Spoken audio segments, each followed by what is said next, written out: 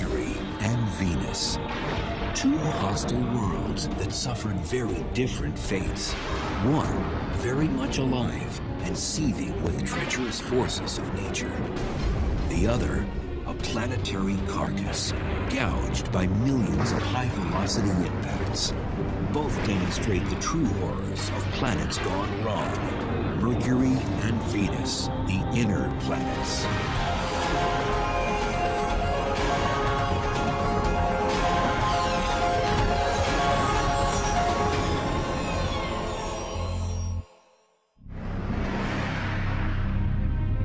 Along with Earth and Mars, Mercury and Venus make up our inner solar system.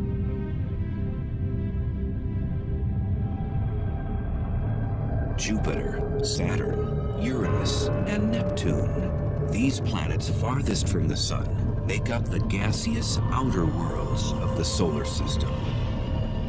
Over 4 billion years, the inner planets bound enough interstellar debris to become rock solid. Why do we study planets? Why do we study astronomy at all? We someday need to go beyond the planet Earth if we expect to survive as a species for a very long time. And we need to know what's out there and what the nature of the universe is. We're studying worlds where things are exotic, but the basic processes of physics and chemistry at work are really the same that we see here on Earth. Millions of miles separate us from our rocky cousins. But a tour around Venus and Mercury reveals a common DNA. We can go to Mercury and Venus and really look at these as places, as worlds with their own histories, and then contextualize our own planet's history. Venus is the 6th largest planet in the solar system. At its closest, it is 26 million miles away from Earth. A year on Venus lasts 225 Earth days. And if you weighed 150 pounds on Earth, you'd weigh 136 on Venus.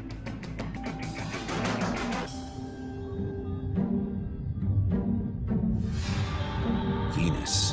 When the ancient Romans looked up, they were captivated by its commanding presence. They named the planet after their serene goddess of love and beauty. It's such a beautiful presence in the sky. It seems obvious the connection there. Venus has long been considered our sister planet because of its closeness in composition, gravity, density, and size. Venus and Earth are almost twins in a lot of ways. They're almost the same size. Venus is slightly smaller than Earth. So if Earth was a regulation basketball, Venus is a soccer ball, slightly smaller. And Venus is the closest planet to Earth. So for a long time, it was thought of literally as a twin planet. For ages, scientists thought this twin, like Earth, was a planet covered with deep oceans, lush rainforests, and had a climate that would give credibility to the notion that intelligent life could exist there. Before the space age, people thought it might be very Earth-like on Venus. But the paradox is when we actually got to Venus and started exploring it, the conditions there are so different. It turned out Venus was less of an exotic sister to Earth and more of an evil twin. So here you have two very similar planets in their sort of bulk properties, but they've evolved to such different states. And that creates an interesting problem in understanding planetary evolution, a sort of controlled experiment. I take these two similar planets and let them go for 4 billion years, and then why do they end up so different? First, some of the basic differences. Venus has been hit hard with meteors. One so strong that some scientists think it may have reversed the planet's rotation. Venus has a very slow rotation, and it has what we call a retrograde rotation. So it spins backwards compared to the direction of spin of all the other planets. Because of this retrograde rotation, the sun rises in the west, and sets in the east. And the Venusian days are long ones. The amount of time from one sunrise to the next is about 8 Earth months. But the orbital pattern and long days aren't what make Venus so intolerable. In part, it's the wicked climate. With a surface temperature of 900 degrees Fahrenheit, Venus is the hottest planet in the solar system. Travelers there would have their trip cut short in no time. It would take a matter of seconds, maybe 1 second before they were gone, roasted to death. If you're an astronaut sitting on Venus without a spacesuit, then your skin's gonna crisp up. You're gonna cook just like a turkey in an oven, except much faster even. The unforgiving heat wave is created by a process called the greenhouse effect, the identical process that keeps Earth's climate in check and teeming with life. But a closer look at Venus tells us how this common trait can be a cycle of life and a cycle of death.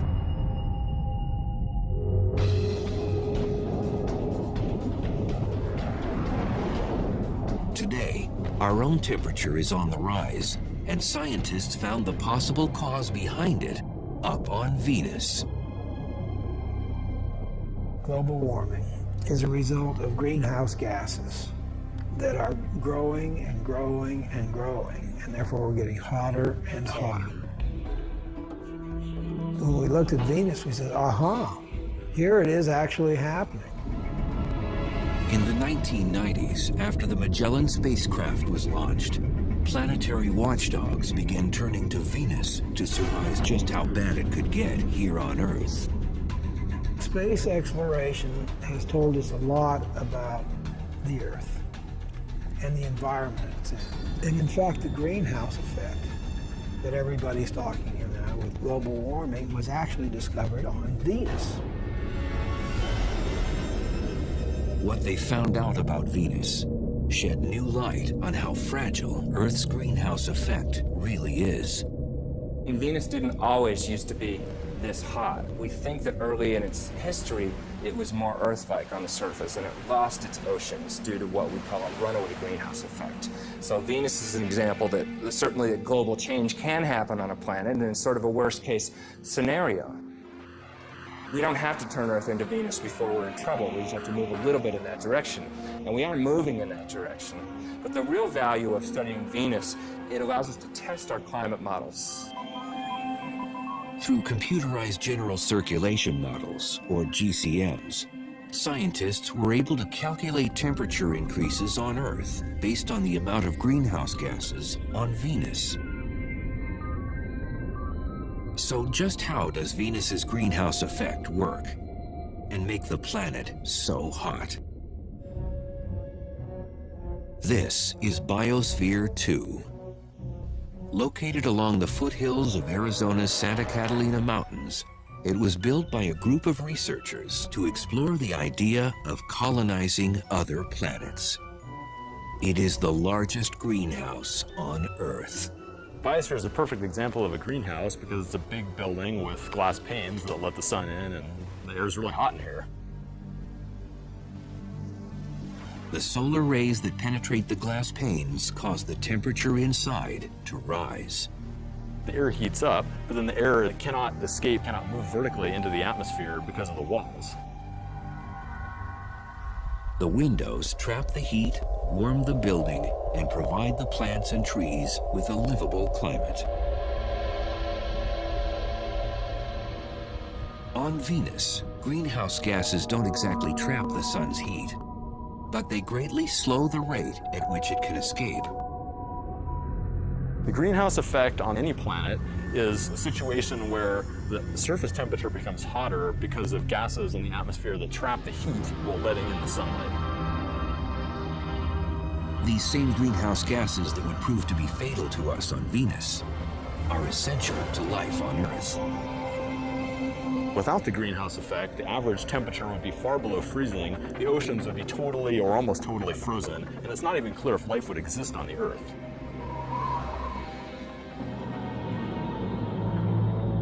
We talked about how hot it was, but why is it so hot? The answer has to do with the atmospheric composition. It's almost all carbon dioxide there. Carbon dioxide, or CO2, makes up 95% of the Venusian atmosphere. And that high volume of gas traps more heat. That's going to give you a strong greenhouse effect, and that's going to make it really hot. And that's why it's so hot on Venus. It's an extreme example of global warming. On Venus, volcanoes are the natural spring source for CO2 and other gases. It's a process atmospheric chemist Jeff Sutton studies on Earth at Hawaii's Kilauea volcano. Deep below the surface, atomic compounds ignite during volcanic activity to form CO2. The gas is born from the pressure created by the heat of molten rock, or magma. It rises towards the surface. It reaches the summit magma storage complex. The pressure is decreased on the magma. And the effect of that is to allow gases that are trapped under the very high pressure to be released and bubble out. The Venusian surface would likely have cracks in the lava, similar to these vents, where gases escape into the airstream. Somewhere between 8,000 and 30,000 metric tons of carbon dioxide boil out of the magma chamber each day. And it amounts to something on the order of 3.5 to 5 million tons per year. And that's just one volcano here on Earth. Venus has more active volcanoes, and that means more heat-bouncing gases. So all the CO2 just builds up in the atmosphere on Venus, which just makes it hotter and hotter.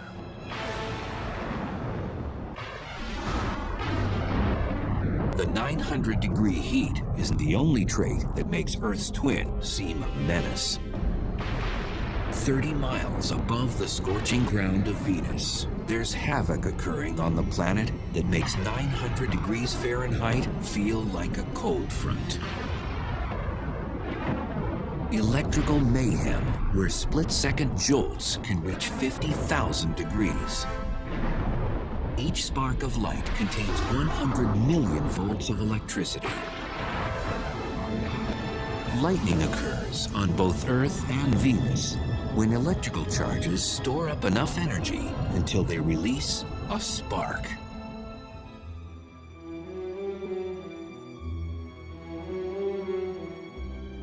Mears Oppenheim teaches planetary physics to students at Boston University.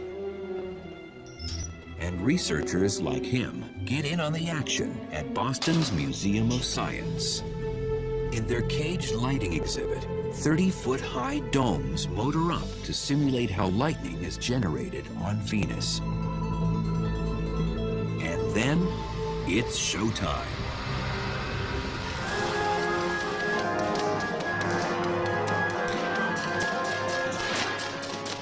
So look at this. We're generating so many millions of volts on these domes that voltage has to escape. And it's actually ripping molecules in the air apart. The air in the domes, like within the Venusian clouds, stirs up the electrical distribution of tiny atomic molecules.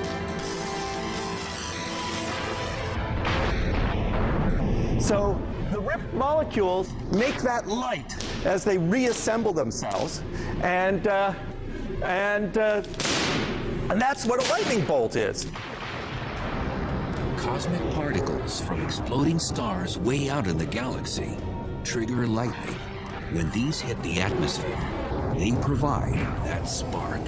These are particles that come from way out in the universe, the atmosphere, and cause a shower of charged particles. And on Venus, you'd probably have real lightning to the extreme extent. It can contain enormous amounts of energy and go for miles and miles. On On average, lightning hits the Earth more than 3.1 billion times a year. The number of times lightning hits the ground on Venus? 0. The atmospheric pressure on Venus is 90 times greater than on Earth because the weight of the atmosphere created by gases is heavier. This prevents Venusian lightning from hitting hard ground. Instead, it is restrained to the clouds. There's just too much resistance in that very thick air for a lightning bolt to get through. It's much easier for lightning to discharge from cloud to cloud. And besides appearance, there's little else that's Earth-like about Venusian clouds. In fact, the main ingredient that creates them is toxic enough to burn through human flesh.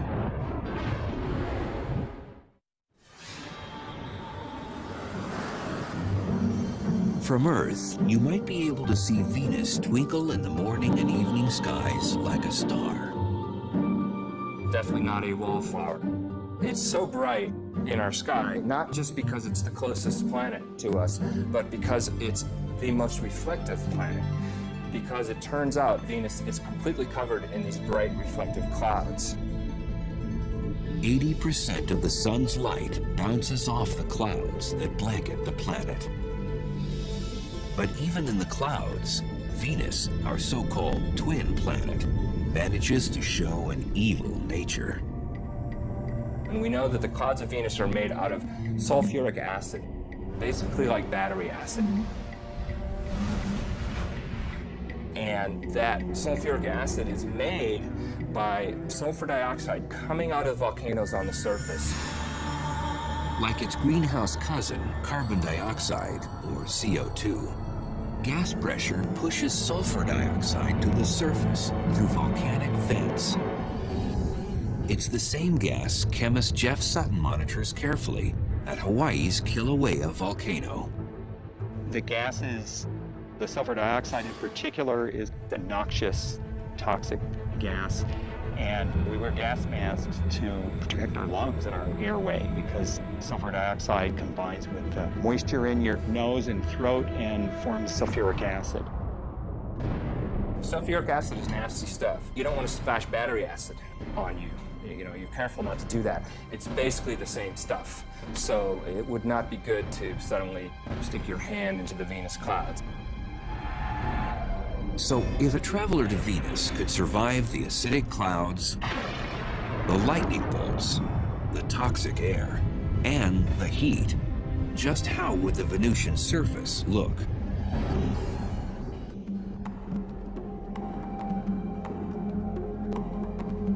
Volcanologist Jeff Burns with the United States Geological Survey, or USGS, circles the globe to understand what drives volcanic activity on the inner planets.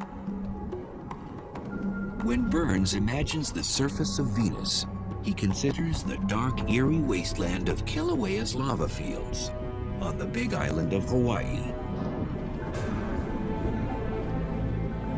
It's very instructive to be able to come here and study this volcano to compare it to volcanism that has occurred on the surface of Venus. We can actually come out here to the field and study things. We can actually take samples and look at them in detail. Geologists expect the amount of volcanoes on Venus far outnumbers the 1,500 or so on Earth. Some estimates range from 100,000 to over 1 million volcanic features on Venus. With that many volcanoes, lava rock makes up 70% of the Venusian surface, just like it makes up much of Kilauea's terrain. The ground becomes solid when the lava cools into hard rock. Having a rock on Earth is our best analog for trying to understand rocks on the other planets. Basaltic rocks are the most similar to the Venusian plains. Basalt is the most common type of lava rock found on Venus and throughout the inner solar system. The minerals freeze into glass and small crystals, a total transformation from what lava looks like when it streams out of the volcano. When lava is actively flowing across the surface, it's incandescent and typically looks red. Now, quickly it'll form a silvery sheen over the top of it, and then over a period of a few weeks will turn black, such as the lava we see around me here. At 5 miles high, Mont Mons is the largest volcano on Venus. And it's left some tremendous lava channels in its wake, just like Kilauea did. Now, as you can see, the structure, we have levees here on the sides, and then internal structures as well. This is similar, perhaps, to how large channels called canali formed on the surface of Venus. However, they formed at a much larger scale. Large enough to create seemingly endless miles of canali across the Venusian landscape. Consistent in both width and depth, the canali are much longer on Venus than on Hawaii because of environmental conditions on the planet. The dense atmosphere and hot temperature slows the magma from cooling into solid rock.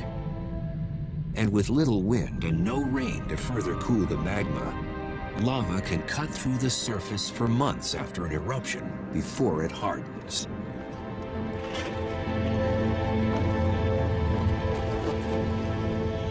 On Venus, if you did see layering, you would expect to see layer after layer of volcanic rock that would all be relatively black and basaltic in composition.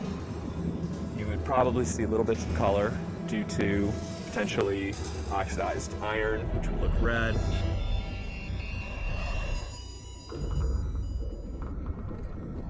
Typically, basaltic lava flows are glassy enough that, in fact, you would actually cut your hand. They can be extremely sharp. They tend to quench and form glass.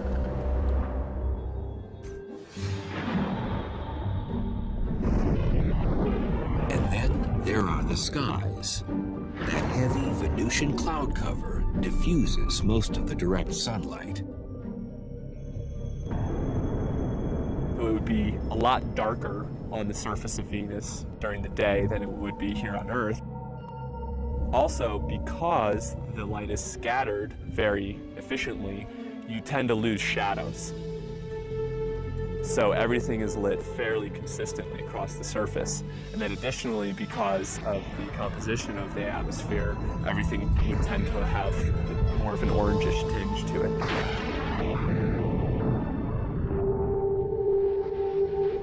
Besides canyons, jagged mountain ranges scrape the Venusian skies.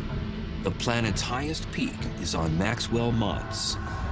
Maxwell is about 35,000 feet high, which puts it at a healthy distance above Mount Everest or any mountain on Earth. Everest is something like 28,000 feet high. So it's definitely larger than anything on Earth. Our sister planet seems to have outdone one of our 7 natural wonders. But how would the Venusian terrain measure up against another geologic feature, our canyons? The Grand Canyon, a great chasm eroded over 250 million years by the Colorado River. When the Colorado Plateau was uplifted millions of years ago, it gave the water more energy to cut back through the canyon and wear away the rocks. The vast canyons on Venus may have also been formed by erosion, but not by a river. Volcanic systems can erode canyons by having fluid flow if it's very fluid, not very viscous. Materials can erode similar to water. And the Grand Canyon is only part of the Colorado River system, but even looking at the Colorado River system as a whole is not nearly as long as the longest channels on Venus. Had the ancient Romans known about the volcanoes, acidic clouds, lightning bolts, toxic air, and that scorching heat, perhaps they may have named our evil twin planet after something other than their goddess of beauty and love. There's irony there because, of course, the Greeks and Romans didn't know anything about the conditions on Venus, and here we are a couple thousand years later, and we're actually exploring this place, and, well, it's not quite so nice according to our taste. But how do the dangers found on our sister planet compare to the cosmic violence on Mercury?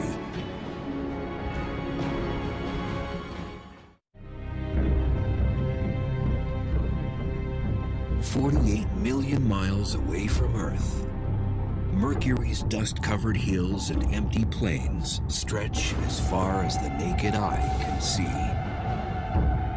It's a colorless body. It does not have really any colors like you see on Mars or the Earth or even Venus for that matter. Dr. Robert Strong with the University of Arizona's Lunar and Planetary Lab has been a chief authority on planetary geology for more than 35 years.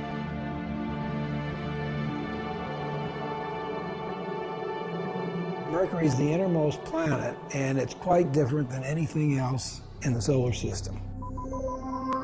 At 36 million miles, Mercury is the closest planet to the Sun. The planet has no known moons. Mercury has no atmosphere. And it's a naked eye planet, visible on Earth during the twilight hours.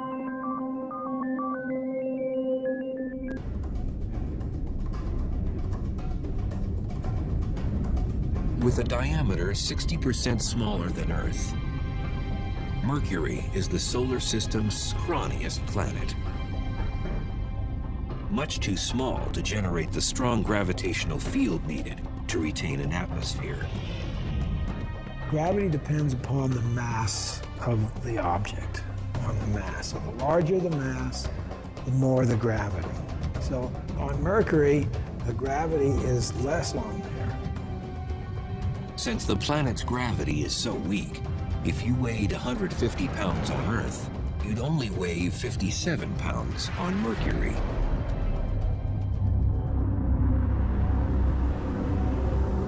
Planet size matters when it comes to the internal heat needed to sustain geologic activity.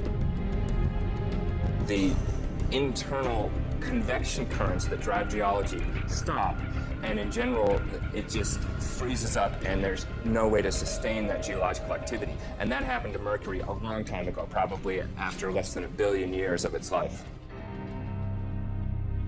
The days when the planet beat with a strong pulse that produced volcanic and tectonic Mercury quakes are long gone.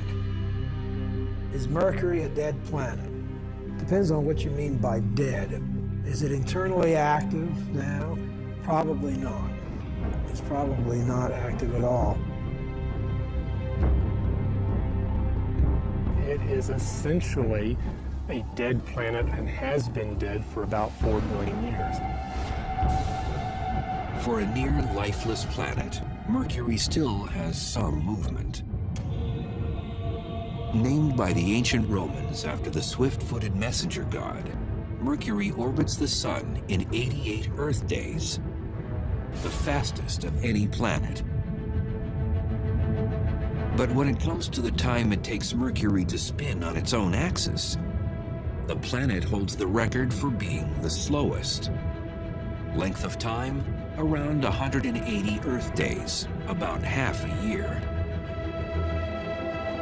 The Sun's gravitational force creates a tidal friction within Mercury, which slows down its speed as it spins on its axis. This means a year on Mercury is shorter than a day on the planet. And that sluggish rotation gives Mercury a somewhat peculiar weather forecast. For 6 months, the side exposed to the Sun reaches 800 degrees Fahrenheit. On the other side, the temperature drops to 300 degrees below zero. It has a long time to heat up on the side facing the Sun and a long time to cool down from the other side. And that's why it has these huge temperature extremes. Despite its close proximity to the Sun, Mercury is a bit of a black sheep in the planetary family. Its skies always seem like starry nights. The skies would be black. The reason we have blue skies on the Earth is because of our atmosphere. Nitrogen scatters light preferentially in the blue, and so that's why the sky looks blue. Mercury doesn't have an atmosphere, so the sky would be black. Legend holds that Mercury, the Roman god, invented the sport of boxing. This is one planet that's taken the lion's share of the race.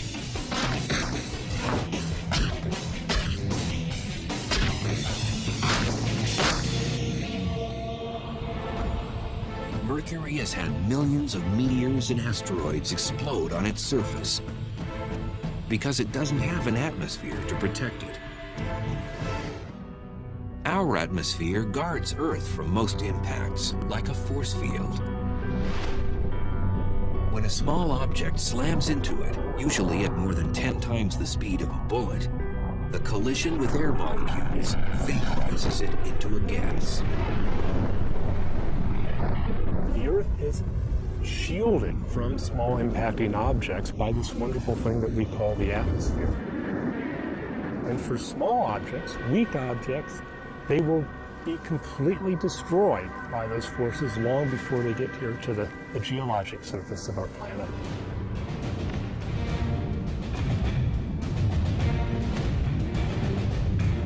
On Mercury, without that atmosphere, the asteroids and meteors smack down at full throttle.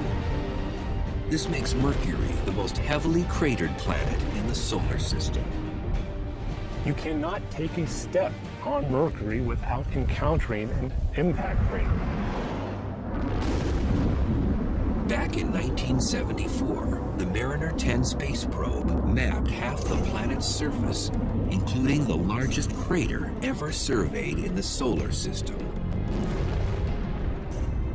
The most prominent feature is a feature called the Caloris Basin, which is a very large impact crater that is about maybe 900 miles in diameter. 900 miles in diameter. That's a couple hundred miles broader than the entire state of Texas. Researchers speculate the iron meteorite that made that impact stretched for more than 60 miles before it crashed into the surface. Moments after impact, seismic waves converged at the antipodal point, the spot on the exact opposite side of the planet. The seismic waves, the shock waves from this thing traveled, and they've concentrated simultaneously around the other side of the planet and literally shook apart the surface. The seismic turbulence jumbled up the crust and twisted the terrain into unusual rock formations. There's all this weird terrain. In fact, the technical term is weird terrain. Because you look at it and it's just weird. It's jumbled up and hilly and doesn't make any sense according to most geological activities. It's just very rough and looks as though somebody kind of scooped up the surface and just kind of dropped it down. Pre-existing craters suddenly became crude hills, some 6 miles wide and a mile high. In fact, the amount of surface elevation could have been on the order of a kilometer or two in just a few seconds. It would have been horrendous. Scientists have no way of knowing exactly when the Caloris impact happened, but they can surmise one thing. If an asteroid the same size crashed into the Earth, the impact would be catastrophic and wipe out human civilization.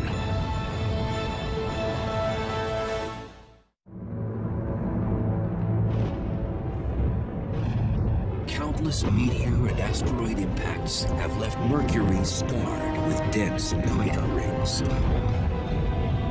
Today, the planet looks beaten, a terrestrial corpse. Like Mercury, Earth's surface is vulnerable to bombardment.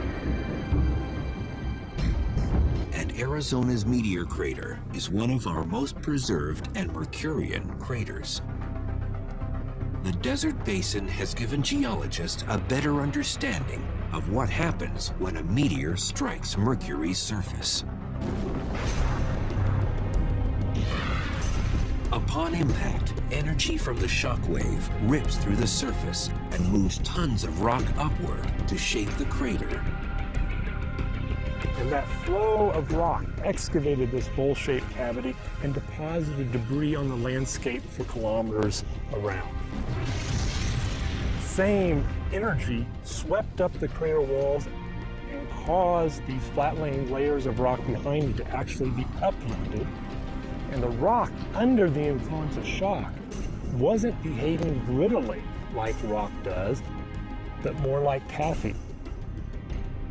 This is one of the hallmarks of impact craters, not only here at Meteor Crater, but anywhere in the solar system.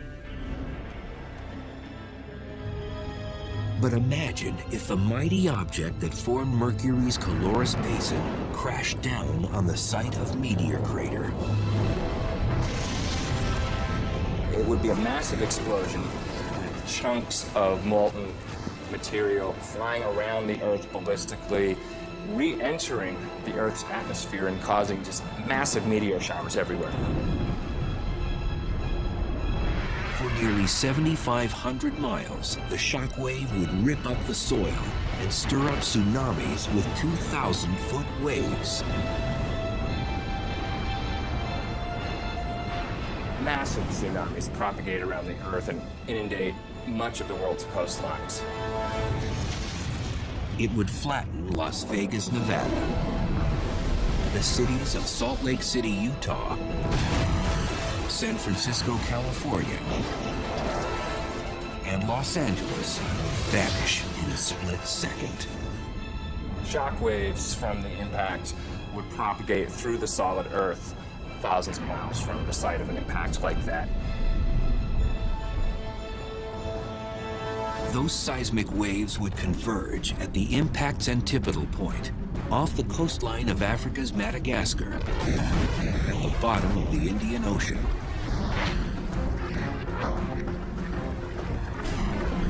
Suddenly, a mountain range would explode through the ocean floor and crash up to form that weird Mercurian terrain. Like an unbelievable earthquake, probably everywhere on Earth for an object that large. Meteor Crater would be a nick in the surface compared to the Mercurian gash left behind from a Calorus-type impact.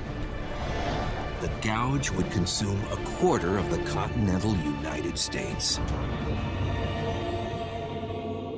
An object that size would eliminate a large portion of the west coast of the U.S. If it fell, say, on Arizona. It would literally change the coastline in an instant.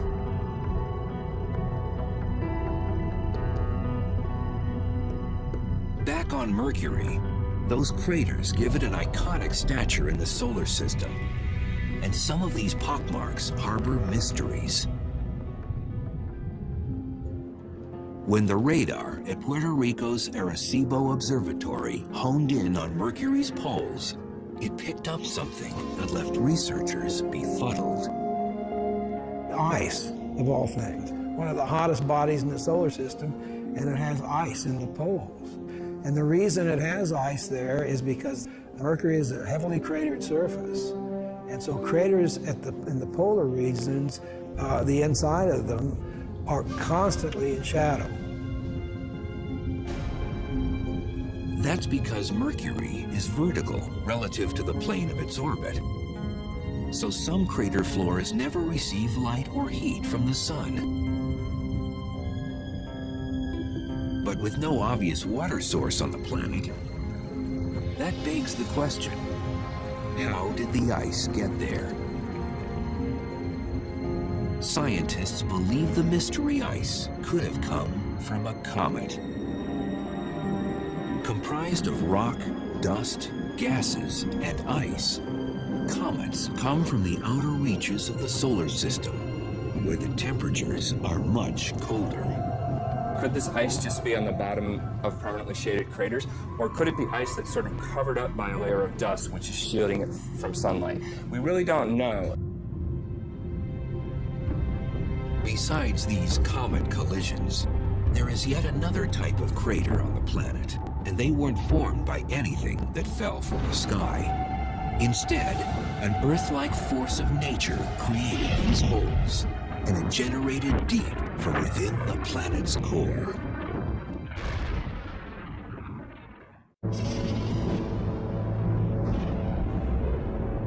Mercury.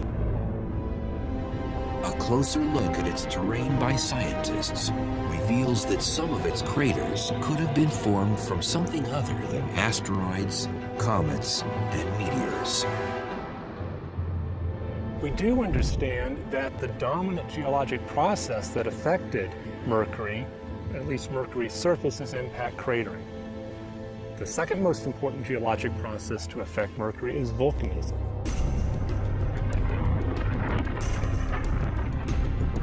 Although we haven't seen any definite evidence of volcanoes on Mercury, we do expect that there have been volcanic eruptions in the past.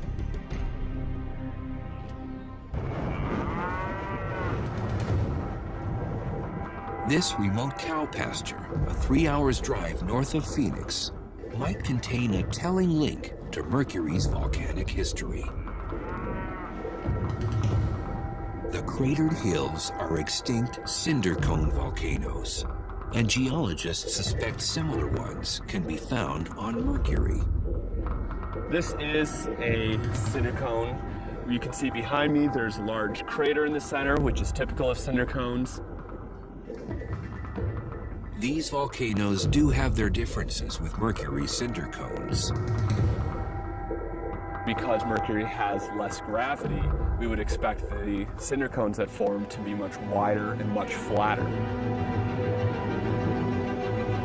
All volcanoes erupt when the pressure from the magma or molten rock inside is greater than the strength of the rock containing it. Pressure increases for two reasons: too much magma and too much gas. And when pressure increases in a volcano, it usually has one place to go. Lava comes up to the surface and erupts explosively. You have a vent area and you have what's called a fire fountain. If the pressure is great enough, its force can spew lava higher than 100 feet on Earth. But on Mercury, with such low gravity, the fountain could eject lava 30 stories high.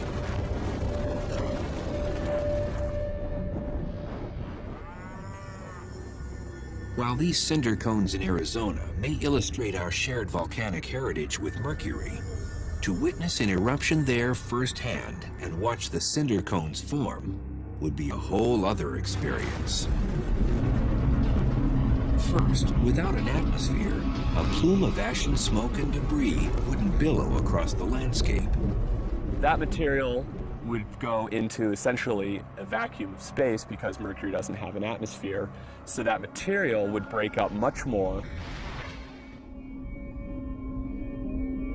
Also on Mercury, you wouldn't be able to hear the loud eruption. Since Mercury has no atmosphere, there's no way of transmitting sound. So if you were on Mercury and playing a guitar or a ukulele or a piano, you would not hear anything because there is no atmosphere to transmit that sound. So it would be just complete silence. Back in 1974, Mariner 10 surveyed only 45% of Mercury's surface on a flyby mission. 30 years later, NASA launched the Messenger spacecraft. The satellite will map the entire planet and transmit data to eager scientists with a deluge of unanswered questions. I want to see the other side. I don't know what's over there, and that's been bugging me for 35 years. Is it like the side we saw, or is there something very unusual and different? But even with resources being earmarked for future exploration of this rumpled dwarf in the solar system, exactly how different or similar we really are may be left up in the air.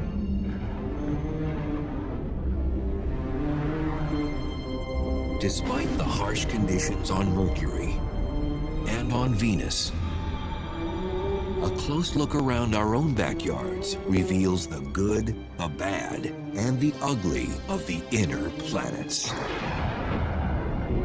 The universe is this vast, vast thing, and here we are sitting on this little pinprick. I mean, we are not isolated.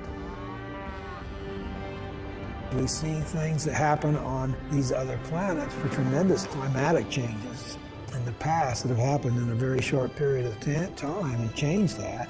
And that can happen on the Earth. Ultimately, it enriches our knowledge of who we are and how unique and how rare an environment like ours and even creatures like us might be in the universe. And that evolution, that exploration, that turning the corner, that discovery of new ideas is what we're all about. There's a bright future.